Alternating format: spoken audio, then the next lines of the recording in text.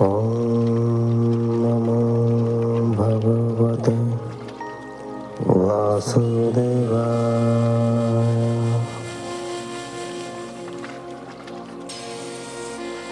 ॐ नमो भगवते वासुदेवाय।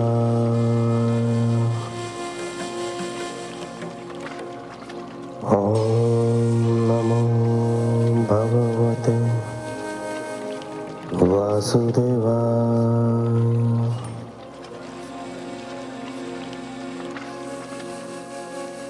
आप सुन रहे हैं हिंदू रिचुअल्स, हिंदू रीति रिवाज द्वारा प्रसारित श्रीमद् भागवत महापुराण।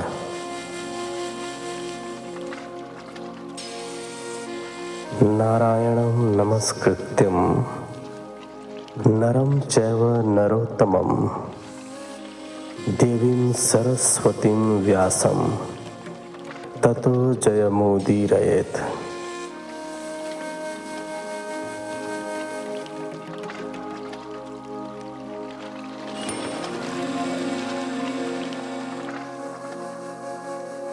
सप्तम स्कंद। इस एपिसोड में आप सुनेंगे 5वें अध्याय से लेकर 7वें अध्याय तक। तो चलिए कथा प्रारंभ करते हैं 5वें अध्याय से।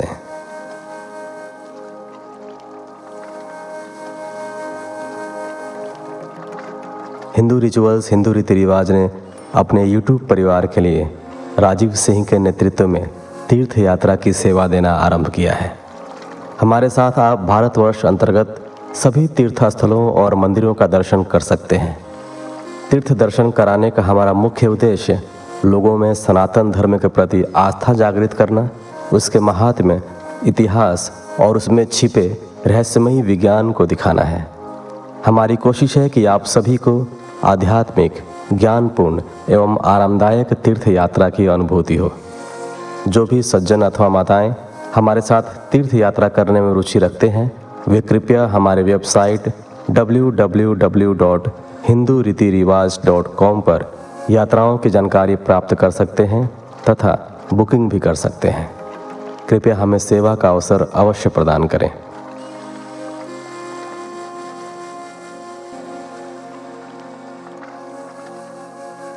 पांचवा अध्याय। हिरण्यकशिपु द्वारा प्रहलाद के वध का प्रयत्न। युधिष्ठिर ने पूछा, देवर्षि, मुझे तो यह जानकर बड़ी हैरानी हो रही है कि एक पिता ने अपने ही पुत्र को मार डालने का प्रयत्न किया। पुत्र में तो पिता स्वयं को देखा करता है। पुत्र नाश का अर्थ पिता का विनाश होता है। फिर ऐसा क्यों हुआ? क्या उसके मन में अपने पुत्र के लिए जरा भी दया भाव नहीं था? यदि था तो वह उसके प्रति इतना निर्दयी क्यों हो गया? नारद जी ने कहा, युधिष्ठिर, दैत्यों ने शुक्राचार्य जी को अपना गुरु बनाया था। उनके 2 पुत्र थे, षंड और अमर्क।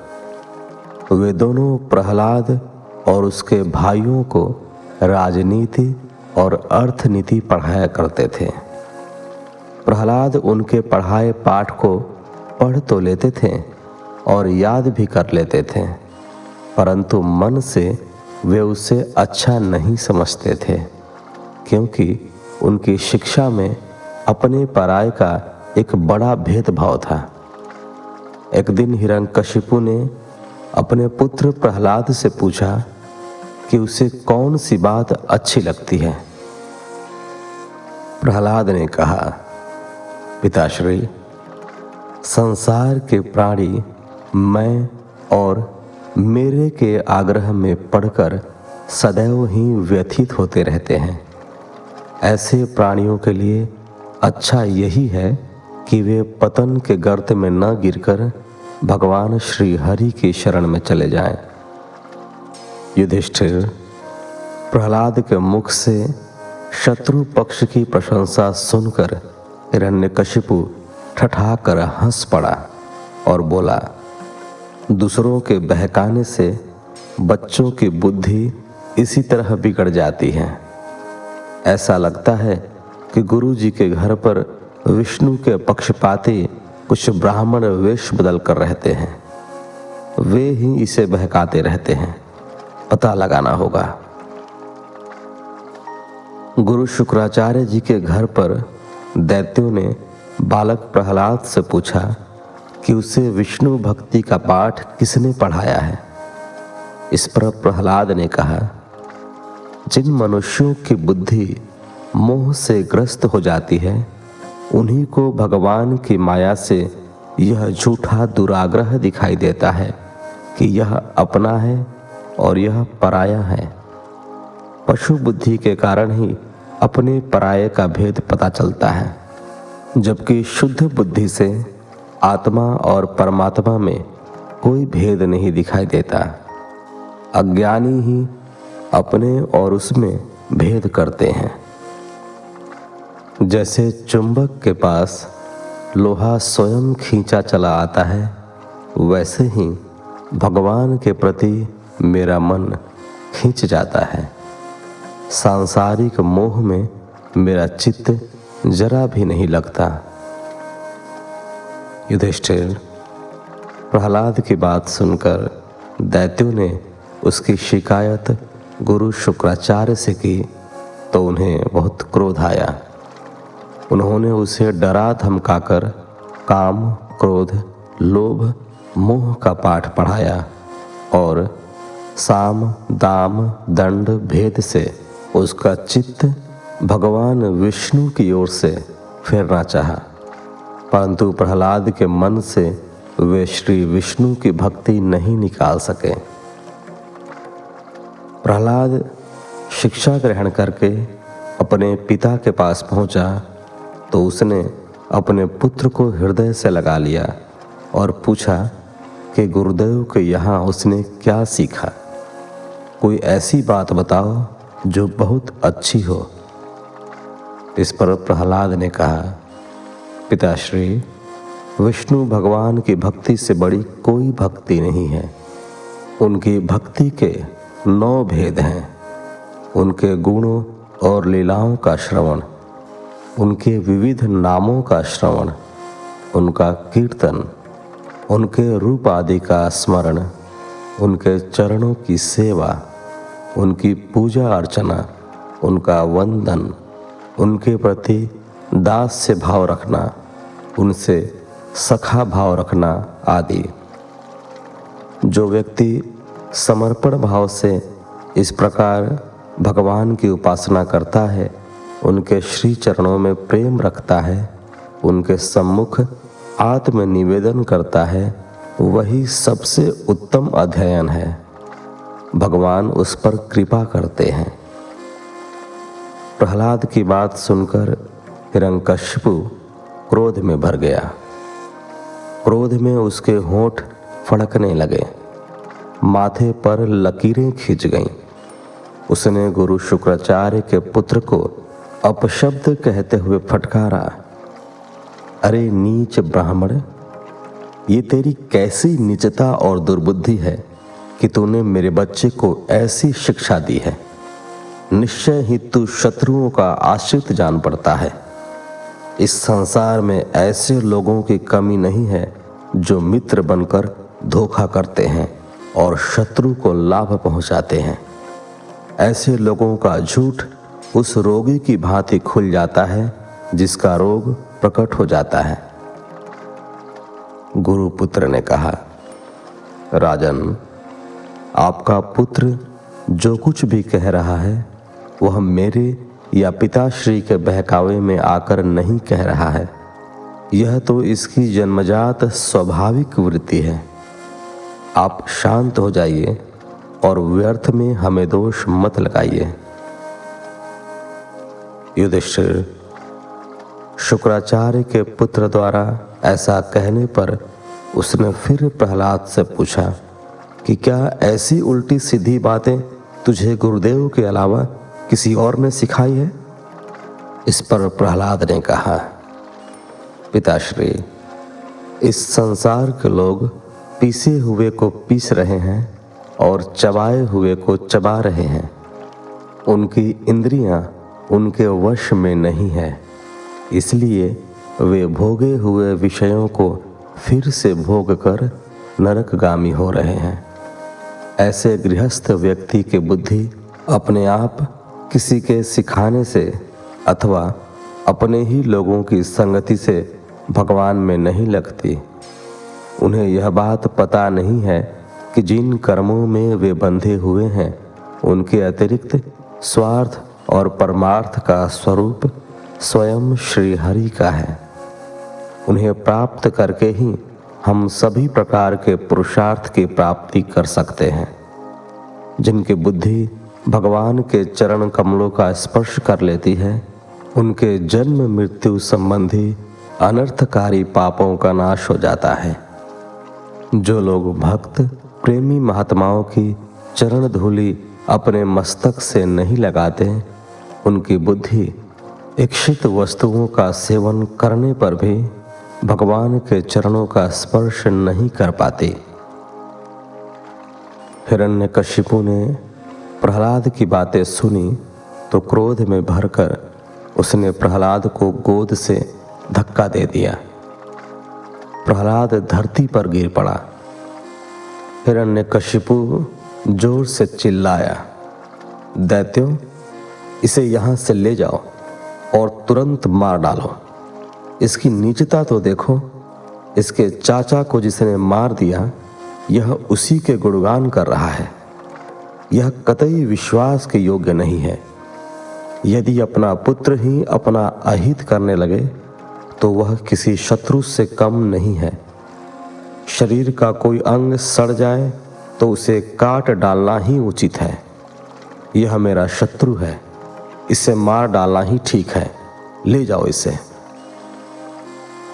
युधिष्ठिर, राजा की आज्ञा पाकर बड़े बड़े भयानक दैत्य उसे त्रिशूलों से बींधने लगे, परंतु प्रहलाद भगवान विष्णु का ध्यान लगाए शांत रहा।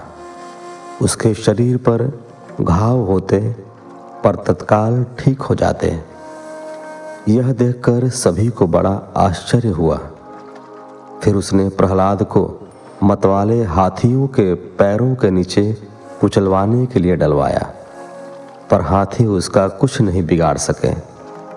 फिर उसने उसे सांपों से डसवाया, पहाड़ की ऊंची चोटी से नीचे खाई में फिकवाया, यज्ञ की अग्नि से कृत्या नामक राक्षसी को उत्पन्न करके उससे डराया, उसे अंधेरी काल कोठरी में डलवाया, विष पिलवाया, उसे भूखों रखा, अनेकों मायावी रूपों से डराया धमकाया, बर्फीली चोटियों पर नंगे बदन घुमाया, आग में डलवाया, गहरे समुद्र में फिकवाया, भारी शिला के नीचे दबाया, आंधी तूफान में अकेला छोड़ा, परंतु प्रहलाद का बाल भी बांका नहीं हो सका। इस प्रकार अपनी विवशता को देखते हुए हिरण्यकशिपु को बड़ी चिंता हुई। प्रहलाद को मारने का उसे कोई उपाय नहीं सूझ रहा था। उसे लगा कि कुछ न कुछ बात तो है जो यह हर बार बच जाता है।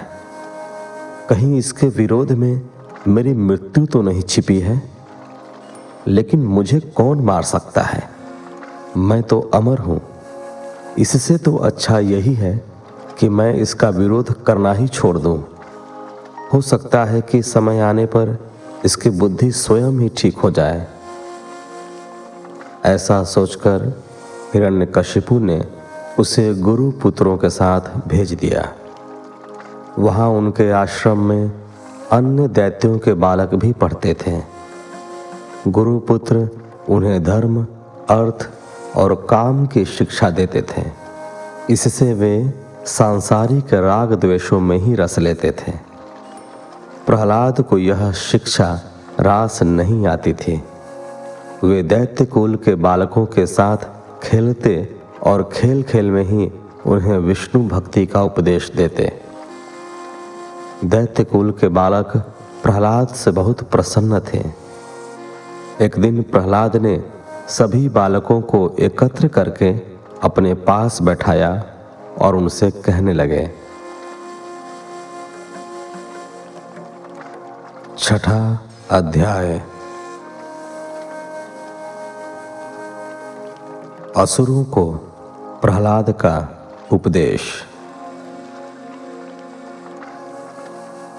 प्रहलाद ने कहा, मित्रों, इस संसार में मनुष्य का जन्म अत्यंत दुर्लभ है।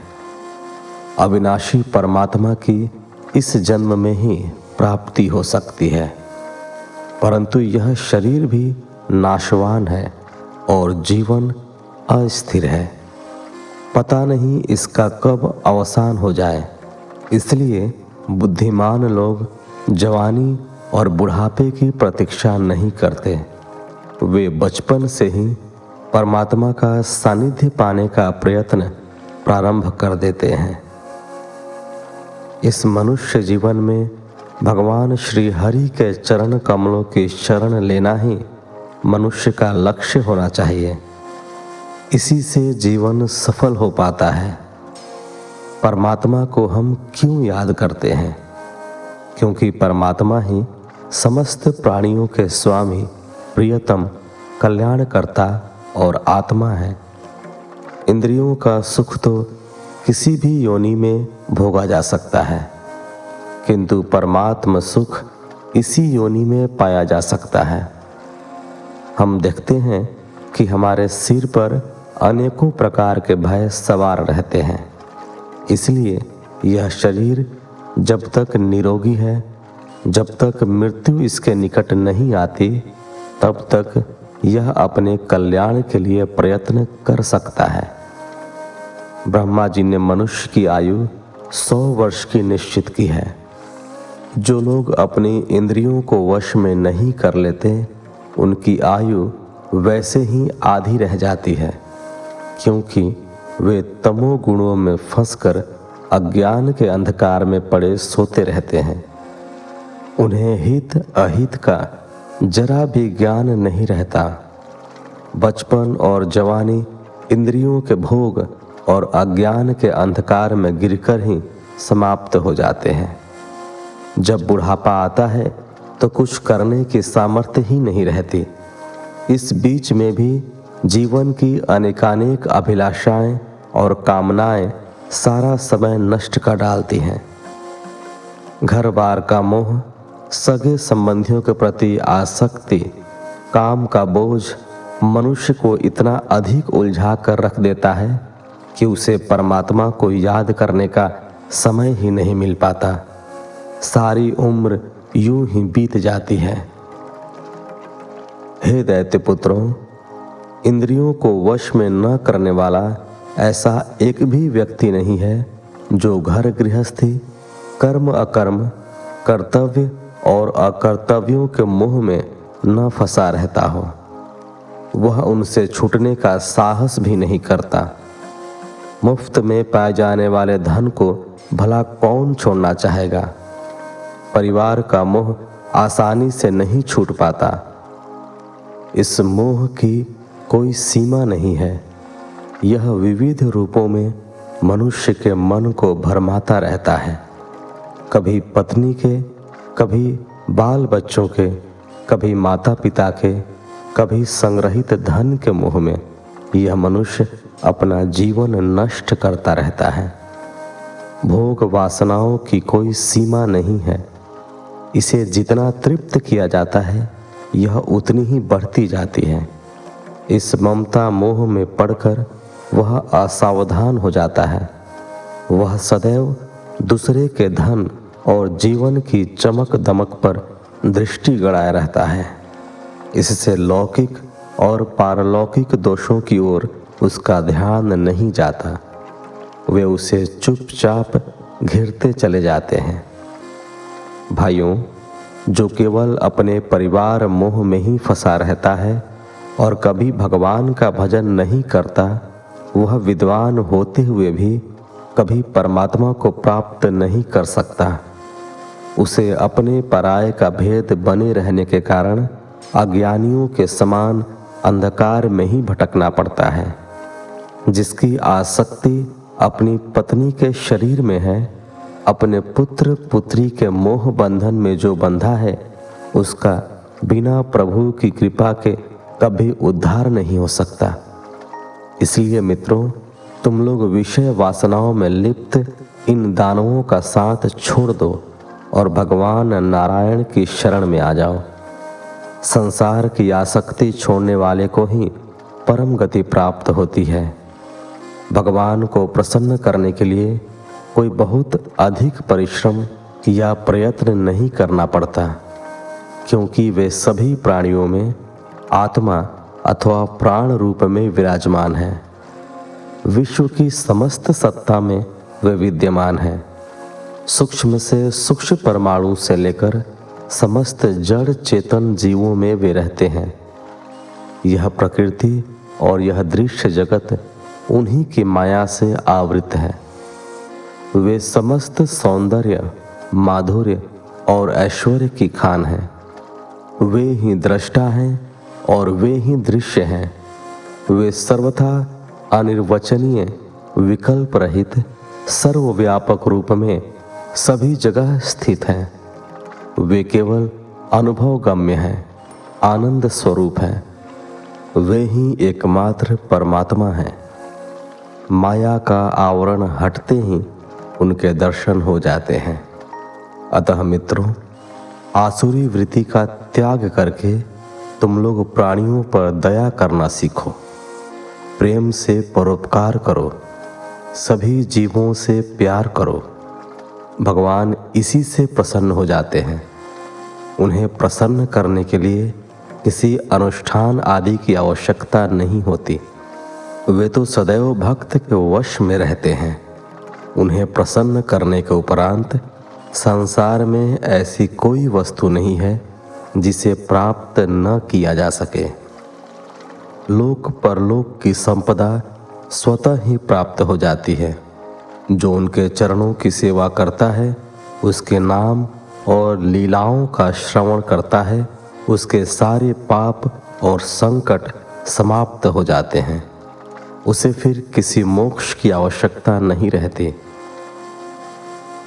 दैत्य बालकों ने पूछा, प्रहलाद, तुम तो अभी बहुत छोटे हो, फिर तुमने यह ज्ञान कहाँ से प्राप्त किया?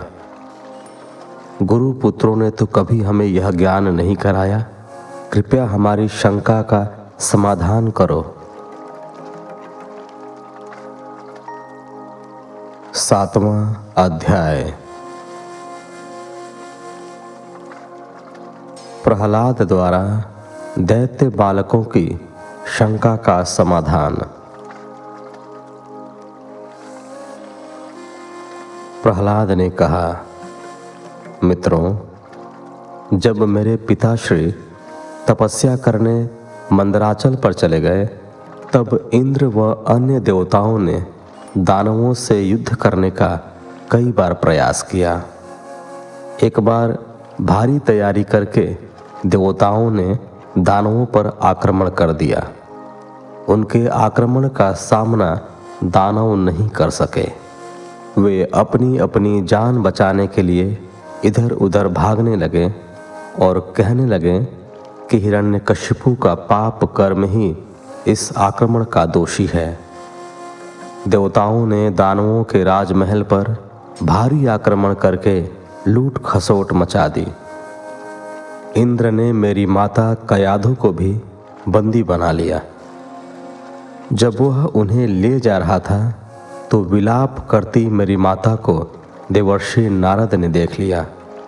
उन्होंने इंद्र को फटकारा कि इस निरपराध पराई स्त्री को बंदी बनाकर ले जाना तुम्हें शोभा नहीं देता, इसे तत्काल छोड़ दो। इस पर इंद्र ने कहा, देवर्षि, इसके गर्भ में देवद्रोही हिरण्यकशिपु का अत्यंत प्रभावशाली बालक है। जब वह उत्पन्न हो जाएगा तब उसे मारकर मैं इसे छोड़ दूंगा। नारद जी ने कहा, इंद्र, इसके गर्भ से भगवान का प्रेमी भक्त, सेवक और निष्पाप महात्मा जन्म लेगा। तुम्हारे में उसे मारने की शक्ति नहीं है। देवर्षि नारद के ऐसे वचन सुनकर देवराज इंद्र ने मेरी माता की प्रदक्षिणा की और क्षमा मांगकर उसे छोड़ दिया तथा अपने लोक को चला गया। इसके बाद देवर्षि नारद मेरी माता को अपने आश्रम पर लिवा ले गए और कहा, पुत्री, जब तक तुम्हारा पति तपस्या करके लौटे तब तक तुम यहीं रहो। मेरी माता देवर्षि की आज्ञा मानकर वहां रहने लगी। वह तब तक वहां रहीं जब तक मेरे पिता तपस्या करके लौट नहीं आए। आश्रम पर रहते हुए मेरे जन्म से पूर्व देवर्षि नारद मेरी माता को प्रतिदिन भागवत धर्म का उपदेश दिया करते थे। गर्भ में रहते हुए मैं नित्य वह उपदेश सुना करता था। देवर्षि की कृपा से मेरे रोम रोम में भगवान की भक्ति रम गई थी। मेरे जन्म के उपरांत भी वह स्मृति मुझे बराबर बनी रही। यदि तुम भी मेरी बात पर श्रद्धा करो तो तुम्हें भी यह ज्ञान प्राप्त हो सकता है। श्रद्धा से बुद्धि निर्मल और शुद्ध होती है। हमारे इस शरीर में जन्म, अस्तित्व की अनुभूति, वृद्धि, परिणाम, क्षय और विनाश, ये 6 विकार देखे जाते हैं। आत्मा का इनके साथ कोई संबंध नहीं होता। आत्मा तो नित्य है, अविनाशी है, शुद्ध है, एक है, जीवात्मा है, सबका आश्रय है, निर्विकार है, स्वयं प्रकाश है, सबका कारण है, व्यापक है, अनंत है, तटस्थ है और सभी प्रकार के आवरणों से रहित है। आत्मा के ये लक्षण उत्कृष्ट माने जाते हैं। इनके द्वारा आत्म तत्व को तभी जाना जा सकता है जब जीव मैं और मेरे के झूठे भाव को छोड़ देता है। जैसे सोने की शुद्धता को स्वर्णकार कसौटी पर कसकर तत्काल जान लेता है, वैसे ही आत्म तत्व को जानने वाला व्यक्ति आत्म प्राप्ति के उपायों द्वारा इस शरीर के भीतर ही ब्रह्म का साक्षात्कार कर लेता है। मित्रों, आचार्यों ने मूल प्रकृति, महतत्व, अहंकार और पंच तन्मात्राएं, इन 8 तत्वों को प्रकृति बताया है। उसके 3 गुण सत्व, रज और तम तथा उनके 16 विकार, 5 ज्ञानेंद्रियां, 5 कर्मेंद्रियां, 1 मन और 5 महाभूत अर्थात जल, पृथ्वी, अग्नि, आकाश और वायु, इन सभी में एक परम पुरुष परम तत्व के रूप में विद्यमान रहता है। इन सभी का समुदाय यह शरीर है। यह शरीर भी 2 प्रकार का है, एक स्थावर अर्थात अचल और दूसरा जंगम अर्थात चल है। इसमें अंतःकरण, इंद्रियां आदि आत्मा नहीं है। आत्मा इनसे अलग दृष्टा के रूप में प्राण स्वरूप शरीर में विद्यमान रहता है। यह आत्मा सभी में स्थित होकर भी सबसे अलग है। इस प्रकार शुद्ध बुद्धि से साधना करते हुए संसार की उत्पत्ति, स्थिति और उसके प्रलय पर विचार करना चाहिए। जागृत, स्वप्न और सुषुप्ति, ये तीनों बुद्धि की वृत्तियां हैं। इन वृत्तियों का जिसके द्वारा अनुभव होता है वही सबका साक्षी आदि परमात्मा है। जैसे गंध से उसके आश्रय वायु का ज्ञान होता है, वैसे ही बुद्धि की इन तीनों वृत्तियों द्वारा साक्षी रूप परमात्मा को अनुभव किया जाता है। मनुष्य अपने गुणों और कर्मों के कारण जन्म मृत्यु के चक्र में फंसा रहता है, इसलिए वह आत्मा को शरीर और प्रकृति से अलग करके नहीं देख पाता। यह अज्ञान है, मिथ्या सोच है। इसे बदल कर ही आत्मा के स्वयं प्रकाश परमात्मा को समझा जा सकता है। इसलिए जिस उपाय से भगवान के प्रति स्वाभाविक प्रेम उत्पन्न हो जाए, वही उपाय अपनाकर त्रिगुणात्मक कर्मों के बीज को ही नष्ट कर देना चाहिए, क्योंकि ये कर्म बंधन ही मनुष्य को परमात्मा से दूर करते हैं। गुरु की सेवा से, माता पिता के आदर से जो कुछ भी जीवन में प्राप्त हो, उससे संतोष करने से, भगवान के प्रेमी महात्माओं के सत्संग से, भगवान की निश्चल आराधना से, भगवान की लीलाओं का गुणगान करने से, उनके चरण कमलों का नित्य प्रति ध्यान करने से, उनकी मूर्ति आदि का दर्शन करने से, समस्त प्राणियों के प्रति प्रेम भाव रखने से भगवान में स्वाभाविक प्रेम उत्पन्न हो जाता है। सर्वशक्तिमान श्री हरि सभी प्राणियों में विराजमान है, ऐसी इच्छा रखते हुए सभी प्राणियों की यथाशक्ति इच्छा पूरी करनी चाहिए। काम, क्रोध, लोभ, मोह, मद और द्वेष, इन 6 शत्रुओं पर विजय प्राप्त करके जो भगवान की भक्ति करता है, उसे श्री कृष्ण के चरणों की अनन्य भक्ति प्राप्त होती है। भगवान की लीलामय भक्ति में लीन हो जाना ही भगवान को पा लेना है। जब भक्त का हृदय भगवतमय हो जाता है, तब उसके मन से जीवन मृत्यु का भय स्वतः ही नष्ट हो जाता है। भगवान का भजन करने में किसी प्रकार का भी परिश्रम नहीं करना पड़ता। सांसारिक पदार्थों के प्रति प्रेम रखना मृग तृष्णा के समान है, क्योंकि यह सब तो क्षणभंगुर है, जल्द ही नष्ट हो जाने वाला है। इन सभी में दोष ही दोष है, निर्दोष तो मात्र परमात्मा है। हे असुर कुमारों, तुम्हें उसी परमात्मा का भजन और स्मरण करना चाहिए। जो व्यक्ति इस संसार में अपने को बड़ा मानकर कर्म करता है, उसे कभी भी सफलता प्राप्त नहीं होती, अपितु उसे अपने इस अहंकार के सामने सदैव नीचा देखना पड़ता है।